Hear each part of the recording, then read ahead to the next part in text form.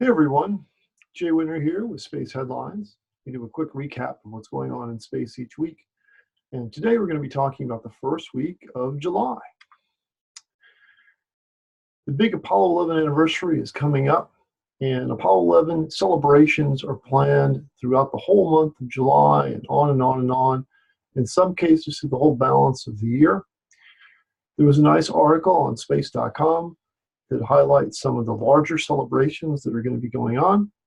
And I believe it was posted on July 1st on space.com. So be sure to check that out if you want to head over to Kennedy Space Center or one of the other space centers or Washington for some of these celebrations.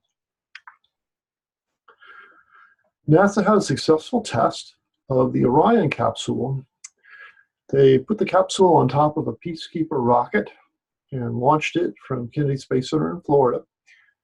The capsule separated from the rocket as planned, and the separation occurred at about 30,000 feet and Mach 1.3. So everything seemed to go fine with that test. So another step forward on the Space Launch System and Orion combination. People think that we're going to have artificial gravity if we're going to have long duration space flight in microgravity environments, moon environment, or Mars gravity. Most people think artificial gravity is going to be needed. The common way to do it is by spinning the astronauts to provide some artificial gravity for them, as you can see depicted here in the image. Scientists have recently discovered a very simple cure or a mitigation strategy for the nausea that's created by spinning around like this. At the University of Colorado in Boulder, they've done experiments, and it's very, very simple, but what they're saying is the human body can adapt to the changing spinning motion if it's done very, very slowly. So they start with like a 1 rotation a minute, which is far too slow to really have much gravity effects, but they gradually increase that, and by doing so, they've been able to mitigate the nausea problem. On the 4th of July, NASA provided some fireworks of their own with some really great images and some uplifting words from the International Space Station. The photo that they posted on Instagram was rapidly seen by over 1 million people.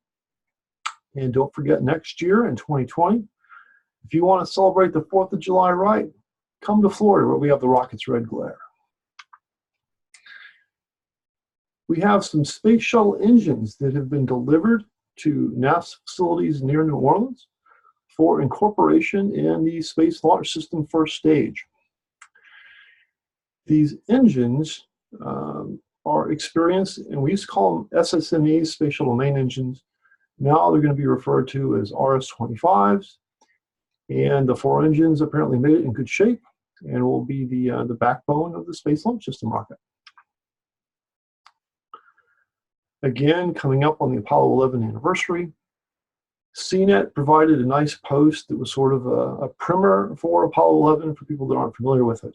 What happened, who went, how many people went, this kind of thing. And in addition to talking about the past in space, it also talked a little bit about some of the future activities that are on schedule. Most notably, I guess, the U.S. government is trying to return people to the moon by 2024 would be the highlight, followed by crewed missions to Mars, hopefully sometime in the 2030s. SpaceX has had some issues with the Raptor engine. They've been testing engines, and as a result of the problems, they've delayed test flights for their Starhopper over in Texas.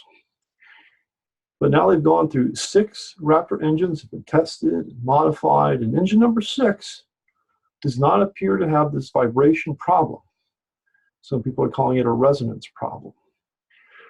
But the 6th engine passed a big test, and if it passes the remaining tests, there's a good chance that we could see flights of the Starhopper beyond the tethered flights that were super low, untethered flights to some material altitude this month.